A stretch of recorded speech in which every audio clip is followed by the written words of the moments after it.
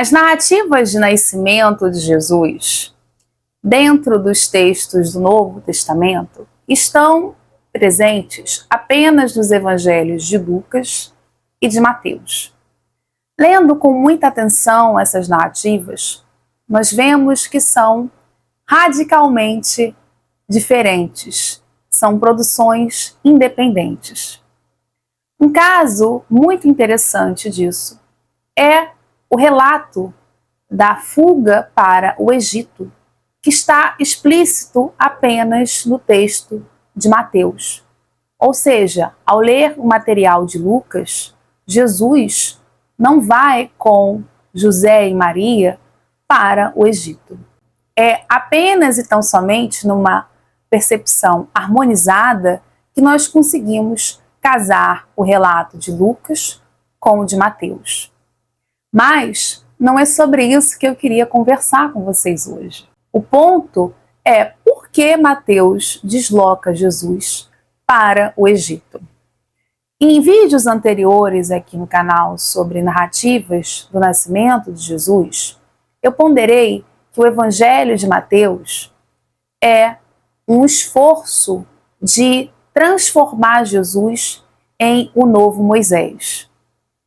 E esses paralelismos com Moisés fica muito explícito, por exemplo, no retrato que é apresentado de Herodes como aquele que manda matar as crianças, fazendo algo similar como Moisés, que também nasce em contexto de uma matança de crianças nascidas dentro do território egípcio. Assim, para o autor do Evangelho de Mateus, deslocar Jesus e sua família para o Egito, essa fuga do Egito, nada mais é do que um esforço teológico de sinalizar para a comunidade de Mateus e também para os autores / ouvintes desse evangelho que circulou em outras áreas para além da comunidade originária, de que Jesus era, já desde o seu nascimento, esse novo Moisés, esse legislador, esse indivíduo que personifica e que tem todas as características que Moisés tinha. O que é um dado interessante, porque quando nós lemos textos como Antiguidades e Guerras Judaicas, nós vemos também que candidatos messiânicos buscaram, ou foram apresentados, melhor dizendo, com determinadas características, atributos de Moisés, como, por exemplo, a possibilidade de abrir o mar, enfim, fazer uma espécie de uma reprodução, uma réplica do que foi a narrativa do Mar Vermelho. E, no caso de Jesus, o autor do Evangelho de Mateus já desloca isso para o seu nascimento. Contudo, não deixa de ser interessante pensarmos a recepção desse texto entre os críticos dos primeiros cristãos. O Evangelho de Mateus, um evangelho que teve bastante circularidade para além do ambiente cristão. Isso fica explícito quando nós lemos as fontes rabínicas e também autores politeístas como Celso, em que tecem as suas críticas ao cristianismo a partir de citações de ideias contidas dentro do Evangelho de Mateus.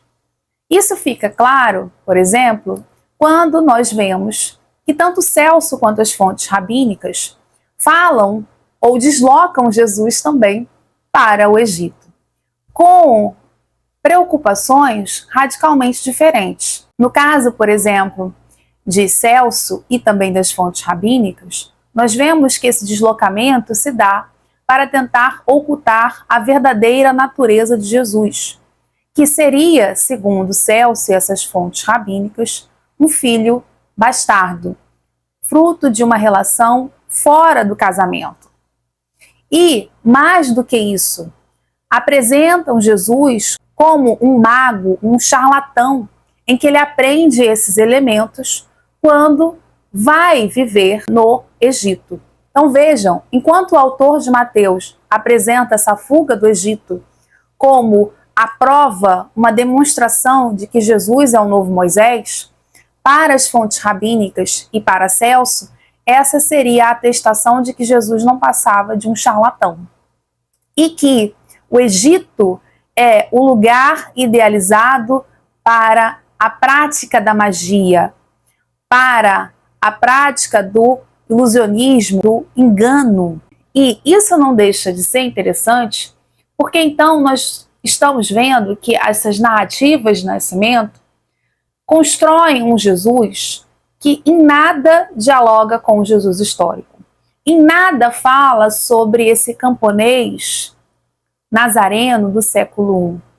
Essas narrativas, sejam de apoiadores ou opositores do cristianismo, já trabalham com essa dimensão de um Jesus divinizado ou em processo de divinização, em que, do lado dos apoiadores, Jesus é o Filho de Deus ou o próprio Deus, enquanto que, do lado dos opositores, ele não passa de um mago, de um charlatão.